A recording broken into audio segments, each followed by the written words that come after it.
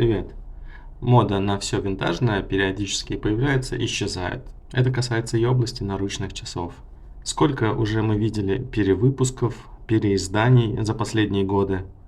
Например, у Casio есть целая линейка под названием Vintage. И у меня складывается такое впечатление, что они просто никогда не переставали выпускать все эти модели.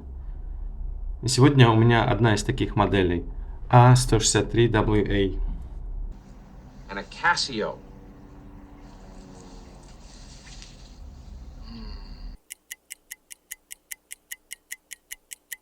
По сути, это металлическая версия знаменитого Casio F91W.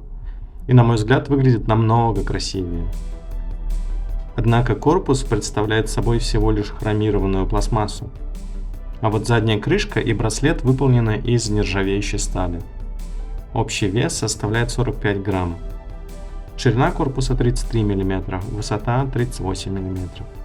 Толщина корпуса около 9 мм. Часы тонкие и легкие.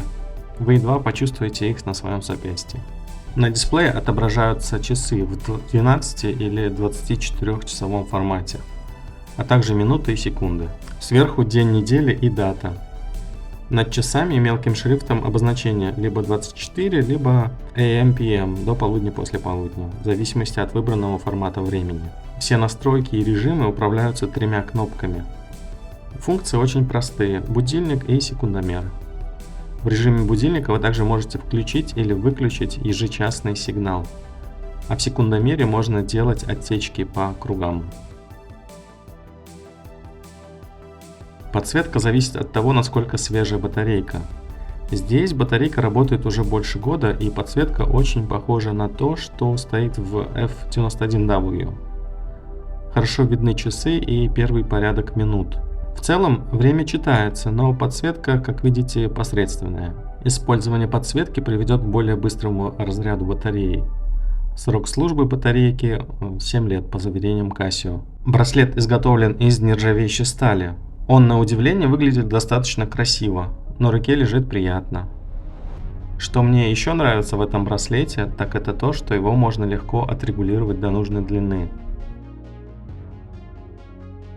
В качестве альтернативы этим часам я бы порекомендовал обратить внимание на модели A168WA, которые называются Illuminator, что означает лучшую подсветку. Другой альтернативой может стать B650WD, который обеспечивает лучшую водонепроницаемость 50 метров. Что я могу сказать об этих часах в заключение? Мне они очень нравятся.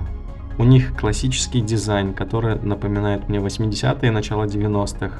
Однако, если у вас размер запястья больше среднего, ближе к 20 сантиметрам, часы, вероятно, будут для вас слишком малы. Да, и хромирование со временем может отслоиться, но это, надеюсь, произойдет не так быстро.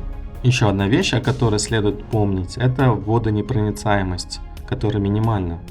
Старайтесь избегать контакта с водой. Я знаю, что они, вероятно, способны выдержать кратковременное погружение под воду, однако я бы не стал так рисковать.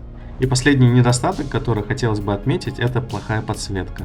Все эти недостатки компенсируются, на мой взгляд, приятным внешним видом и невысокой ценой. Я свои купил за 19 евро со скидкой год назад, просто не мог удержаться. Надеюсь, вам понравилось видео. Если да, пожалуйста, поставьте большой палец вверх. Чтобы не пропустить новые видео, подписывайтесь на канал. До следующего видео. Пока!